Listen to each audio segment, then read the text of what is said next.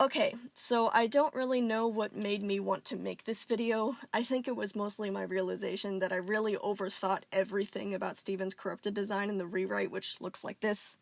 Lovely. And despite how much I tried to put realism into it, nobody was really able to appreciate it since it's not like the characters had time to x-ray Steven's monster. For some reason, I'm absolutely fascinated with mixing fantasy and biology together to try and make it a bit more realistic, and even though it's not perfectly realistic, since a teenage boy can't actually turn into a monster, it just makes it more fun to see how close to reality I can make it. During this video, I'm going to basically break my version of corruption down into different stages that his body went through, and how his gem basically recycled his body and created a Godzilla monster out of him. I planned out every part of Steven's fall into insanity and detailed it to the moons, so I just wanted all that attention that I put into this part of the story to actually be shown to the people who read the story, since I realized, wait, nobody actually saw how intricately I paced this out, since it's not like the characters had time to, write down the symptoms and time how long they took to lead to the next stage of the corruption. I do recognize that this video is probably gonna be really boring for some people. I go full-on game theory on you guys and nerd the socks off of you, so if you start to get bored, you can just leave. But if you're one of those people who likes to overanalyze stuff because it's just interesting, you're in for a good time. Alright, so this was not stated in canon, but I've changed up how corruption works in the rewrite. So in my altered version of their world, corruption is less of a glitch in a gem's programming and more of a natural defense mechanism. I've been wanting to use this concept for a character in one of my books that I'll be writing in the future. The original idea was that the character has a curse where they turn into a sort of shadow demon creature whenever they feel threatened, kind of like a werewolf, but anyway, I decided that I'm allowed to just copy my own idea and apply it to the rewrite as well, since I'm allowed to steal my own idea, I guess. I can't copyright myself. Mwahahaha. So, when the gems feel so emotionally broken that they can't take it anymore, their gem begins to corrupt them. They grow into bigger, fiercer, and more dangerous creatures because that body is more likely to be able to survive whatever they're going crazy over. Their minds shatter so their body won't, basically. For every other corrupted gem, except for Jasper, they corrupted because the diamonds released such a powerful attack that it literally drove them insane, so their gems reacted by corrupting, and now they were stuck as monsters. Steven, however, was a self-caused corruption. He didn't have to literally be insane to corrupt, that's a completely different thing, like the other corrupted gems. All that needed to happen was a little push from the outside world, and his overprotective gem decided that it was going to hit the panic button and begin to corrupt in order to quote-unquote save Steven. His gem didn't really do it on purpose. It didn't wake up one day and go, I'm going to put my host through unimaginable pain today. That'll be fun. It's just a naturally programmed thing to do this. It wasn't able to stop it any more than Steven was. That panic button hitting moment happened whenever Steven was cracked by Bluebird. A lot of people probably think that the beginning of the corruption was whenever his eyes turned into pink diamonds, but actually that wasn't a part of the corruption at all. That only happened because his gem was getting so confused about if it was pink diamond or not. It decided, I'll just shape the eyes different but leave the rest, now I'll be at least half right in either scenario. This unfortunately scared Steven into actually corrupting. Whoops. So after Bluebird cracked him, he escaped with Kunzite and healed himself. His gem immediately began to get to work on corrupting the moment that it was conscious again. But it didn't happen as fast as it would with a normal gem, since it can't just alter their light-composed form as easy as shapeshifting. Steven's gem is trying to work with an organic body, and it had to figure out a way to turn him into a dangerous monster without destroying him. So, after Steven's gem got healed, he entered what I like to call Stage 1 of the corruption. And yes, I sorted it into stages like it's a dramatic disease or something. Deal with it. In this stage, Steven began experiencing a lot of flu-like symptoms. This was caused mostly because his gem was preparing itself to corrupt. So he felt tired, dizzy, and lost his appetite because his gem was moving things around and focusing its energy on what it was about to do to him, making him want to save his strength. It didn't want to waste energy on digesting or continuing to be awake, so it kept on urging for him to just go to sleep and rest instead of eat and keep on trying to fix his problems the rest of the night. His gem was mostly ready to go after a few hours of Stage 1, but it wanted to wait for the signal before entering Stage 2 of the corruption. And that signal is something that I'd like to call The break! Okay, so the break marks the beginning of Stage 2, and it was started by Steven realizing after the nightmare in his room that despite everything that he was doing to try and avoid it, he was becoming just like Pink Diamond. He began to have a panic attack, which was worsened because his gem began to corrupt him. It started to form a plating of scales around itself, its goal being to cover him with scales, turn its fingernails into claws, teeth into tusks, and the top of his head to horns. During all of this, his gem kept on going in and out of waves of corruption by kind of charging up its energy and then using the saved energy to grow more scales all at once, pausing for a while and then doing it again once it was ready. Those scales were organic scales, like a lizard. They weren't just some light-created manifestation that his gem made up, like a normal corrupted gem.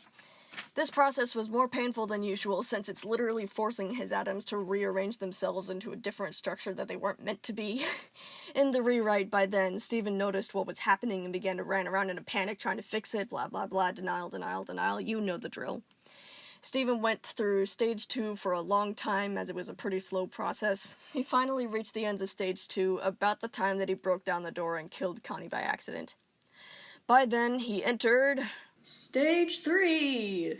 Stage 3 was kind of interrupted / made worse by him fusing with Connie's corpse, but the gist of it was that his gem was able to successfully cover him with scales, give him horns and fangs and claws, but it still wanted to do more, such as grow bigger. This part is where it gets complicated. We know that he can grow extra flesh, as we've seen him from shapeshifting, but he hasn't really grown bones before. Steven was at least 80 feet tall or so, and obviously had a skeletal structure since he wasn't just a gloopy mess. So how did his gem grow his bones big enough to fit that monster body? Well, it didn't, really. What it did was it started separating all of his bones from each other, and then spacing them out at a distance that it would need to get them in the right position for the monster that it was trying to create.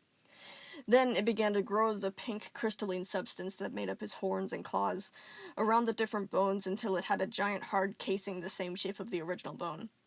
This is why it was so much more painful for Steven than anyone else, because his skeleton was literally being torn apart. So Steven's monster's skeleton looked like this, but the actual bones were in this position. Yikes. If we were going to pretend that Canon was coordinating with a rewrite, I'd say that we've been seeing his gem running tests on this a few times before. For example, in the hospital, whenever he began to grow really big, that was his gem trying to figure out how to grow large without killing him.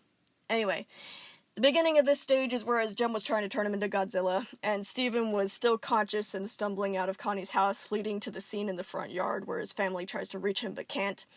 Now you can see why corruption was so incredibly painful. During this time, his bones were starting to force themselves apart from each other and coat themselves with pink crystal like the formation of a pearl or something, and he was growing bigger and bigger and bigger as the corruption's transformation came to a close. Steven was still fused with Connie, so her bones were kind of mixed in with his. Her skull was below his, her ribcage and arms being the lower set, her hip bone next to his, and her leg bones just kind of coupled with his in the two back legs of the monster. I know, this is horrifying. As you can see, there's some stuff that his gem made up for this structure. The horns and the back spines, for example, are totally just his gem. His tail was the same. None of those spinal bone stuff is from him, and it's completely made up by his gem to support the hammer star thing at the end. And the hip structure, which I based off of a dinosaur's, is totally different from a human's. I thought that a dinosaur hip would fit it better, since lizards tend to stick their legs out at right angles, while dinosaurs and Steven's monster have their legs positioned more below them and stuff. But anyway, now you can see why corruption was so painful. Even his teeth were pulled apart from one another. Yay. His organs were a little bit easier to handle than the bones, though, since they're just made out of flesh and his shape-shifting powers can grow flesh. The gem did a similar thing where it spread out all the organs and grew more of the right organ flesh around them to make him bigger. He needed lungs big enough to supply enough oxygen for the monster body that he was taking on, as well as a digestive system that would be able to produce enough energy for it as well. Not like he actually ended up eating during this. Poor guy was hungry from start to finish, but his gem's programming was planning for the long haul. Because he was fused with Connie, it also had her organs to work with, so he actually had 2 pairs of lungs, as well as 2 hearts and 2 stomachs, etc. So now we have a fully functional Steven's monster, plus some of Connie. And just for the sake of curiosity, I've also drawn what Steven would have looked like if he didn't have Connie fused with him. He would have lost some of his height, lost the 2 extra limbs, had black whites of the eyes instead of white whites of the eyes, and, of course, only 2 of those eyes. not sure why I felt the need to do this part, but I just thought it was interesting. Also, while we're on the topic of eyes, I made a small detail change to Steven's monsters design that I don't really know where to put elsewhere. So, you know how the corrupted design had 4 eyes that were melted into a single pair like this? Well, I was thinking a little about it, and I realized that eyes don't really work like that. Eyes are a sphere that rotates around, so if those eyes were mixed together, they wouldn't be able to move the pupils because they're not a sphere anymore. So I made a small edit where there's a line between the eyes to show that the whites aren't melted together, so the eyes still move. It's kind of gross, but their eyes are just now touching each other. Yay.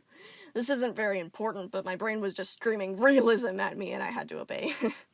Also, after hearing about all this with the fake bones that his gem made, you might be wondering what Steven's uncorrupted scarred design means. Well, he still has a lot of the scales, but obviously he lost the extra limbs and the eyes after Connie left. He also lost the tail, because, realistically, his hip structure would have to change anyway if he had a tail, so it doesn't make much sense, but also because I did not want him to be a Neko girl. Ahem! Other than that, his hands clearly have a different structure than before, being broader with a dew claw instead of a thumb, since it's meant to be a foot that supports weight instead of a hand. And as for his real feet, they're also twisted up a bit, kind of a weird mixture of a human foot and an animal foot. His weight is more comfortably placed on the balls of his feet, but Steven tries to walk like a flat-footed human instead because he wants to be the least amount of dehumanized as possible. So, because of the different structures, his skeleton looks like this now, with only some of the crystalline stuff that his gem added on the limbs that are more scarred up than the rest of him. Also, as a small side note, you might be wondering, why are Steven's horns standing upright on his scarred body even though they were facing outwards like a bull whenever he was a monster? Well, that is because, from how small Steven is in comparison to his monster's head, the horns go upwards. They're just not tall enough to have grown forward like they were supposed to. Alright, I think that is the most that I can dissect Steven's corrupted biology. Now, I recognize that all of this is still impossible, since there are definitely limits on how large a creature can be, but guys, remember, I'm trying to make this more believable, not hyper-realistic to real life. This is mostly just made possible by a combination of magic and me as the author god of their world, helping out and just giving my stamp of approval, like, yeah, okay, this makes sense to me. So don't think too much about it, just think the amount that I thought about it. I was trying to make it more intricate, not a 1-to-1 ratio of real life. Most of this is magic. Please don't attack me with even more sciencey math about how it's impossible for him to be that big and not die under the weight of his own flesh.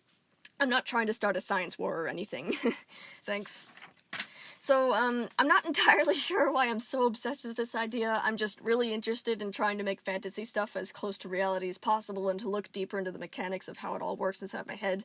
I just find it really fun, I guess, and I hope you guys found it fun too, because if you didn't, you just wasted like 10 minutes or something of your time.